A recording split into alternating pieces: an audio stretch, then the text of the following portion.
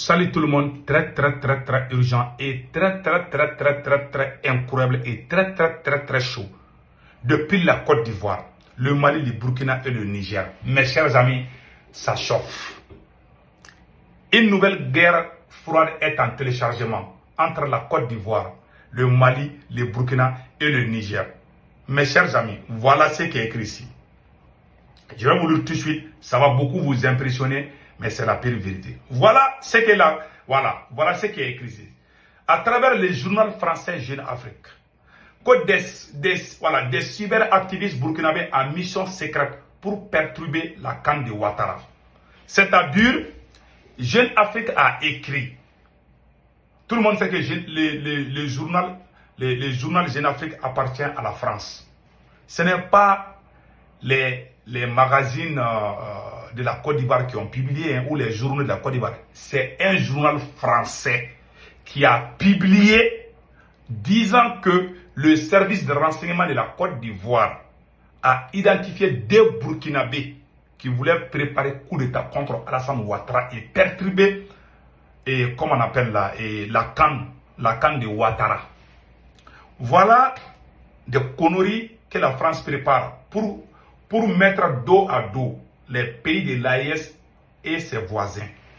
Puisque bientôt c'est la fin du franc CFA. Puisque bientôt nous serons 100% indépendants. Voilà, ils veulent créer. C'est pour cela, moi je conseille aux autorités des trois pays de continuer à acheter des armes. Il ne faut pas qu'on se recule. Ça, c'est la première information aujourd'hui.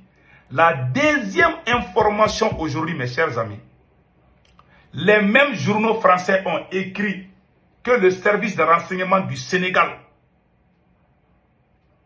a identifié des officiers maliens, burkinabés et nigériens qui ont tenté de pousser certains militaires sénégalais pour renverser le président Macky Sall. Donc, ils veulent diaboliser l'AES, puisque l'AES monte en puissance aujourd'hui. Voilà les Occidentaux, ils sont en train de travailler, ils ont tous leurs services de renseignement au Burkina Faso, et je m'excuse, en Côte d'Ivoire et au Sénégal. Ils veulent créer une guerre froide. Et je vous garantis, si Ouattara ou Macky se laisse manipuler par ces Occidentaux, et si jamais ça pète, ça n'arrange ni l'AES, ni la Côte d'Ivoire, ni le Sénégal. Ils veulent semer des doutes entre l'AES et ses voisins. Ils veulent diaboliser le Mali, le Burkina et le Niger. Écoutons, partons d'abord en Côte d'Ivoire. Comment deux activistes peuvent perturber la canne en Côte d'Ivoire? Écoutons ce qui est écrit ici. Je vais tout lire. Donc mes chers amis, voilà ce qu'ils ont dit ici. Selon Jeune Afrique, des cyberactivistes burkinabés en mission secrète pour perturber la canne de Ouattara.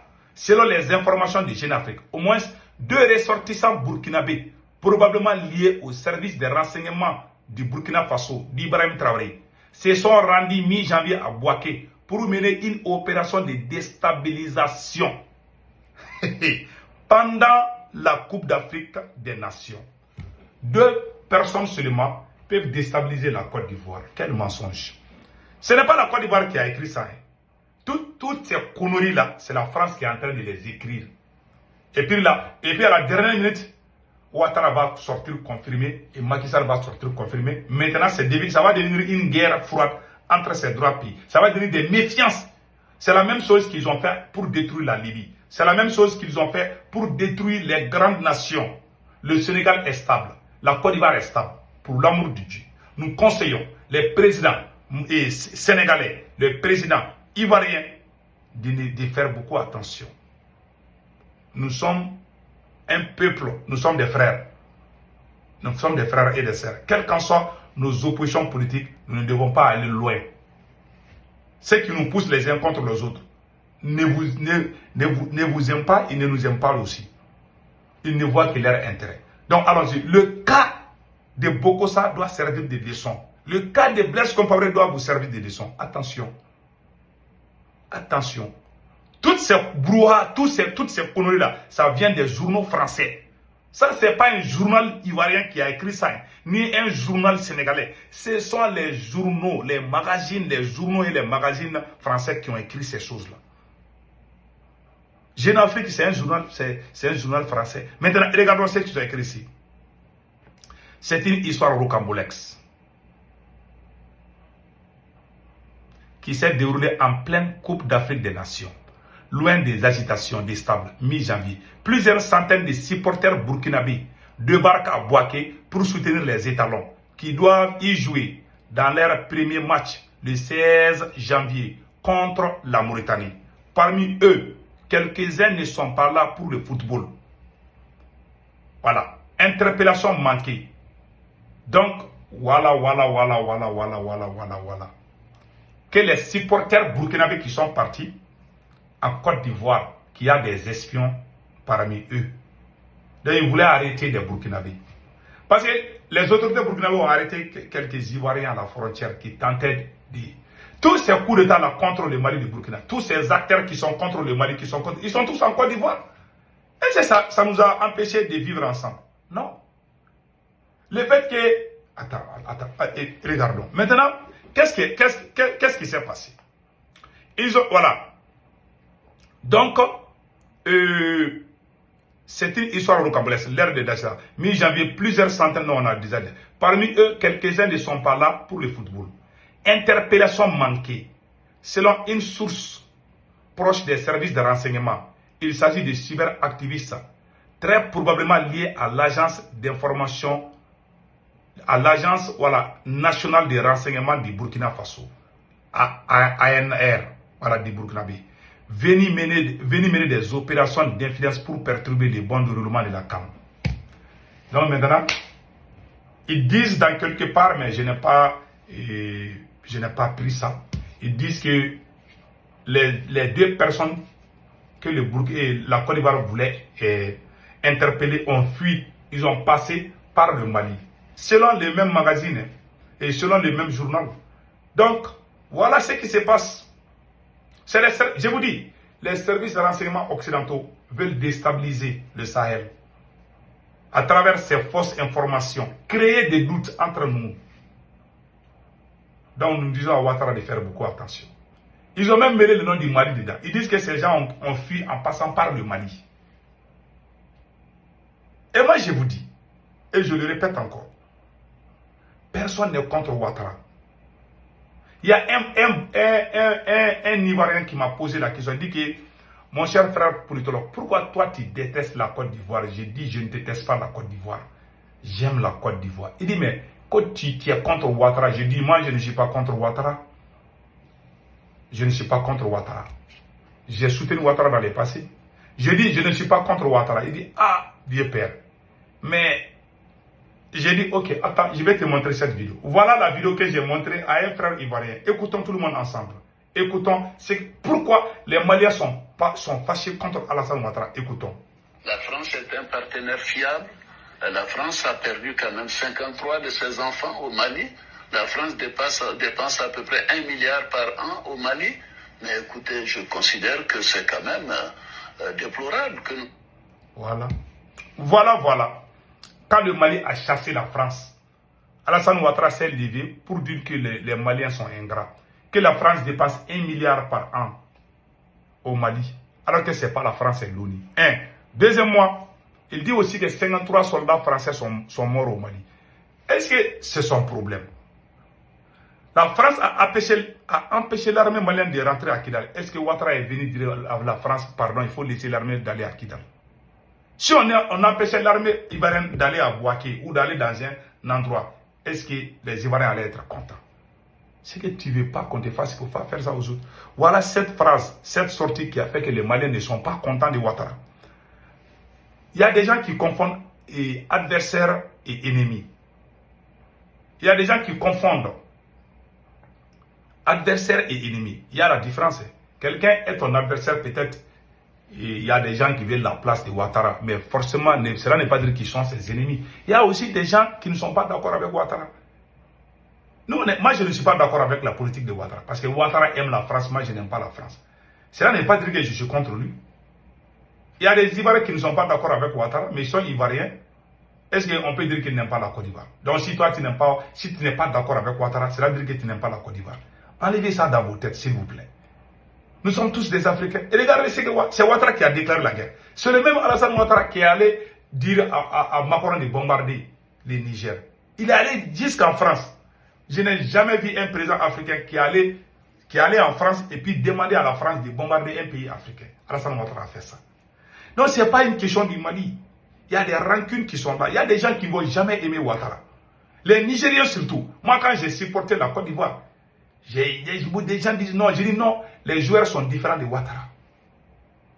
C'est Ouattara lui-même qui a fait qu'il y a... Est-ce que Ouattara est tellement proche de nous? Il y a eu quel président ivoirien qui est proche du Mali, du Burkina, plus que Ouattara? Le nom Ouattara même, c'est un nom burkinabé. Comment tu peux être contre ton propre sang? Il y a eu Bédié. Bédié n'a jamais insulté les Burkinabés. Il y a eu, comment on appelle là, Oufé Boigny. Il n'a jamais insulté. Laurent Gbagbo n'a jamais insulté les Burkinabés, les Maliens. Jamais. Quand Ouattara est venu, on ne sait même pas ce qu'on lui a fait. C'est lui qui se promène pour dire de mettre sanctions contre nous, de nous bombarder. Yeah. Et puis on chasse la France aussi. Il se lève pour défendre, pour dire que... Et quand on a chassé la France, voilà ce qu'il a dit aussi. Je vais réjouir encore ça et vous écoutez.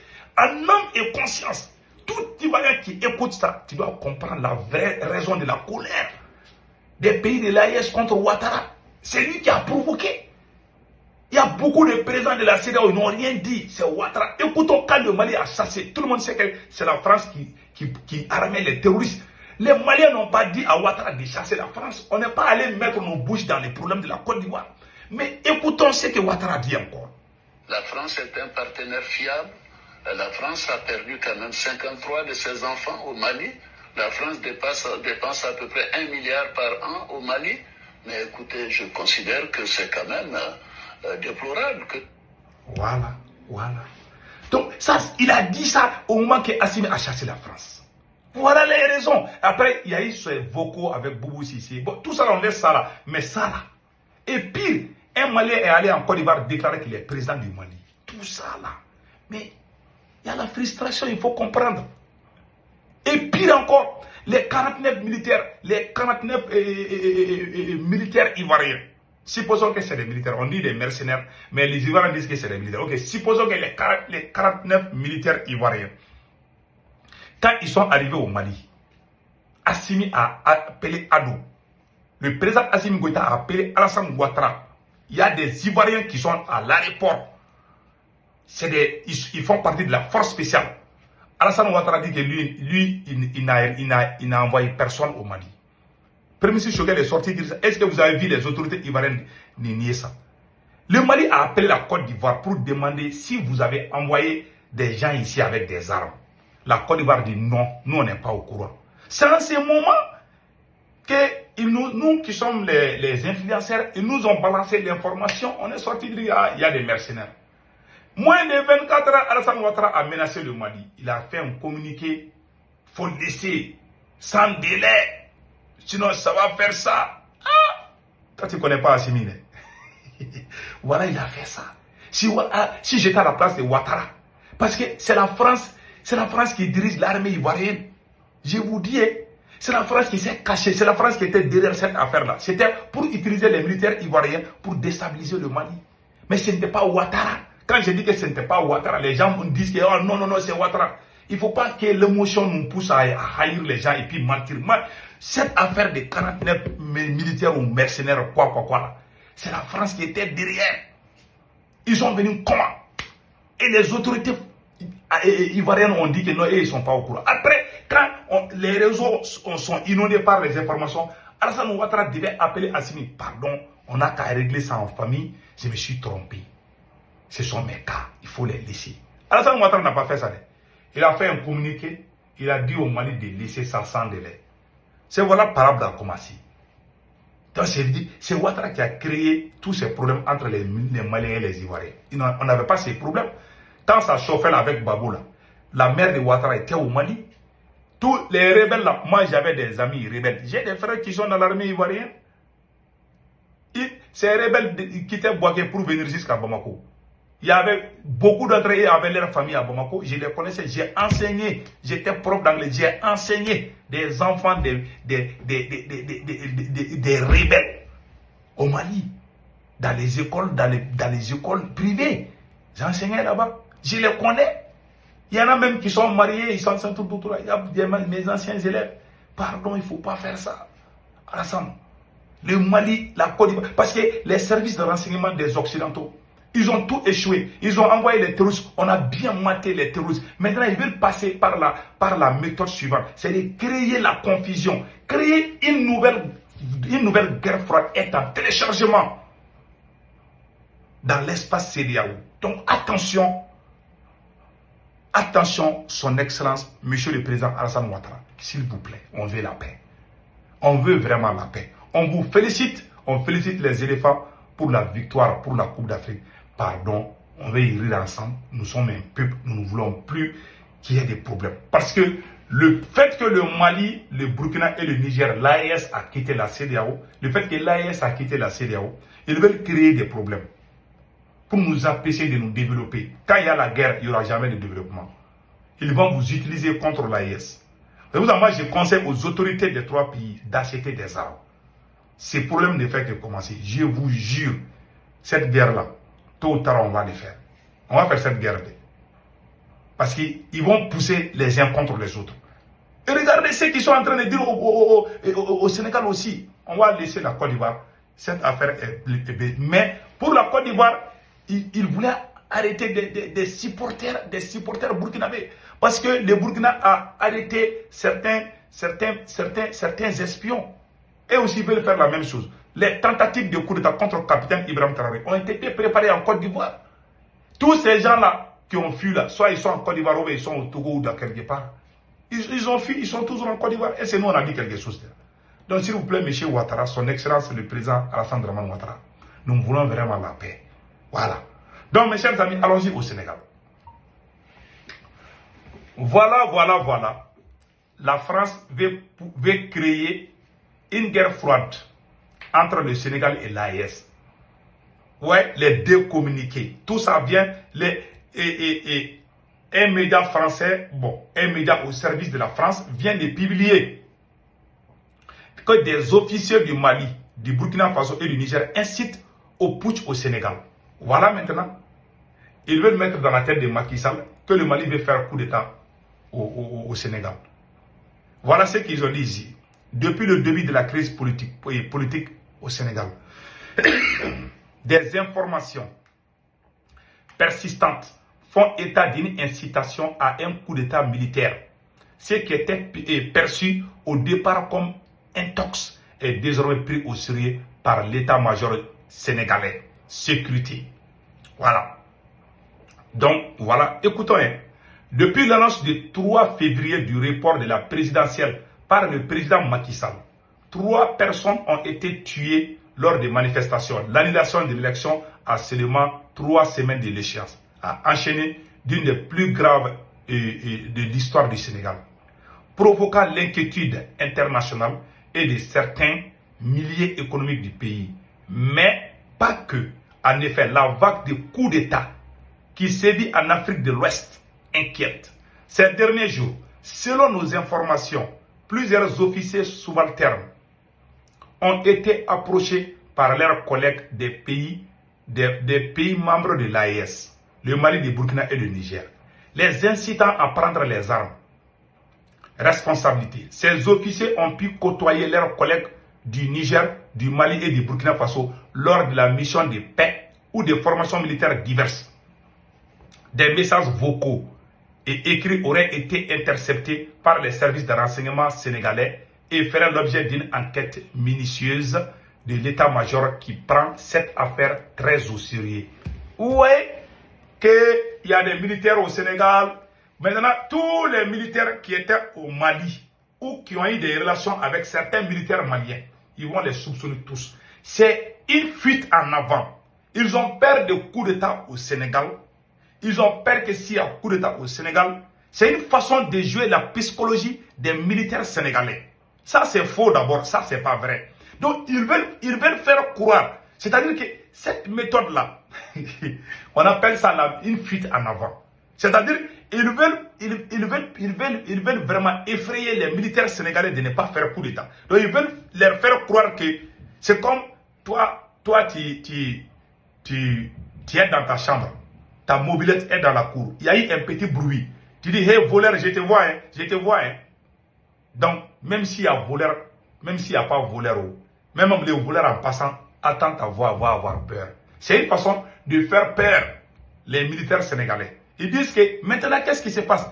Ils savent qu'il y a des connexions entre les militaires. Il y a des militaires sénégalais et certains militaires maliens ou burkinabés, ils ont fait des formations ensemble. Tu sais, les blancs sont très intelligents. Hein? Donc, ils vont voir tout ça là. Ils vont regarder les officiers sénégalais. Les Occidentaux ont les yeux braqués sur les officiers sénégalais maintenant. Tous les militaires sénégalais, tous soldats sénégalais qui ont duré au Mali un peu, ou qui ont eu des relations avec certains militaires maliens, ils vont commencer à les embêter. Et cela risque même d'accélérer les coups d'État. Je vous dis ça, si jamais, ça c'est un danger, Macky Sall, si jamais il crée des doutes au sein de l'armée sénégalaise, ça veut dire que le coup d'État est déjà acté. Je vous dis et je vous garantis. Ça c'est la vérité. Maintenant, il veut créer problème. En voulant jouer avec eux, vous allez les pousser même à faire coup d'État contre Macky Sall. Voilà ce qui est écrit ici. Des messages vocaux, voilà. Concernant une source gouvernementale qui requiert l'anonymat, des éléments en notre position indiquent que plusieurs capitaines ont été approchés dans le but de les inciter à fomenter un coup visant à renverser le gouvernement ou à perturber l'ordre établi. L'idée que les membres des forces armées dont la mission primaire est de protéger et de servir leur pays pourraient être impliqués dans un acte aussi grave et profondément troublante. Vous voyez, maintenant, ils sont en train de pousser les gens à parler. Maintenant, quand il y a doute, quand tu touches à un officier supérieur, ça va créer la colère. C'est ce qui s'est passé au Burkina. Kaboré a commencé à emprisonner des officiers. Quand ils soupçonnent quelqu'un, ils disent. Finalement, les hommes de Damiba sont venus le renverser. Et quand Damiba a joué aussi, le capitaine est venu renverser Damiba. Maintenant, il n'y aura plus de coup d'État au Burkina. Inch'Allah, le capitaine va rester. Voilà ce qui se passe. Quand vous créez des problèmes au sein de l'armée, vous êtes en train de déstabiliser. Donc, ils sont en train de déstabiliser l'armée sénégalaise comme ça. Voilà ce qu'ils ont dit encore ici. Que cela met en question les principes fondamentaux de l'intégrité et de dévotion à la nation qui sont censés guider. Ceux qui portent l'uniforme, nous avons une armée républicaine et heureuse que les officiers approchés en sont parfaitement conscients, nous a confié un visiteur nocturne du président Macky Sall. Selon nos informations, les autorités militaires appuyées par leurs collègues de la sous-région ouest africaine ont lancé une enquête approfondie pour déterminer les éventuels instigateurs et déstabilisateurs nichés dans les pays de l'AES. Maintenant, ils disent que les militaires sénégalais sont et certains pays africains, c'est-à-dire qu'ils veulent créer le doute au sein de l'armée sénégalaise. Donc, ils vont faire des enquêtes. S'ils ont des vocaux, ils n'ont qu'à nous montrer, on va écouter. Tout ça, c'est des conneries, quoi. Donc, maintenant, voilà ce qu'ils ont dit encore ici. Ils disent, depuis plusieurs années, des mesures strictes ont été prises pour prévenir toute tentative de déstabilisation ou de trahison au sein de l'armée sénégalaise. Les services secrets du pays travaillent régulièrement sur des mécontentements, la radicalisation et la désinformation qui peuvent jouer un rôle dans la vulnérabilité de certains membres des forces armées. Au Sénégal, les hommes et les femmes qui servent dans les forces armées sont dévoués à leurs devoirs et à la défense de leur patrie, nous a répondu un cadre du ministère sénégalais de la Défense. Source LCI Africa.